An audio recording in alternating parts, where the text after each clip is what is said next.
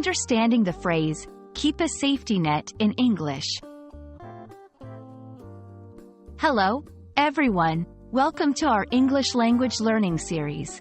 Today, we're going to explore a very interesting English phrase, keep a safety net. This phrase is not just literal but also metaphorical, and understanding it can really help you grasp the nuances of English. So, let's dive in and unravel its meanings and uses together. A safety net literally refers to a net used to prevent injury in case someone falls or is in danger of falling. Think of acrobats in a circus who perform high above the ground. Below them, there's a net to catch them if they fall. This is the most basic understanding of a safety net, a physical form of protection. In a metaphorical sense, to keep a safety net means to have a backup plan or a form of security to fall back on if something goes wrong. It's like having an alternative option or a precautionary measure. For instance, if you're starting a new business, your safety net might be your savings or another job that ensures you are financially secure even if the business doesn't succeed immediately. Let's look at how this phrase is used in everyday conversation.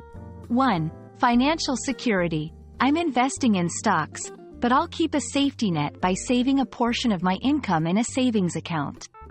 2. Career choices. Though I'm pursuing my dream of being an artist, I have a degree in design as a safety net.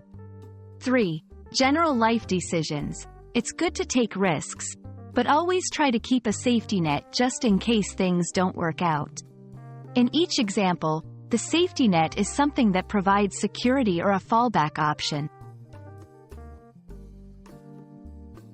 In many English-speaking cultures, the idea of having a safety net is highly valued. It reflects a prudent and cautious approach to life. The phrase is often used in financial contexts but is equally applicable in personal life decisions and career planning. It emphasizes the importance of not relying solely on one option and having a plan B. And that's a wrap on Keep a Safety Net. I hope this video has helped you understand this phrase and how you can use it in different contexts.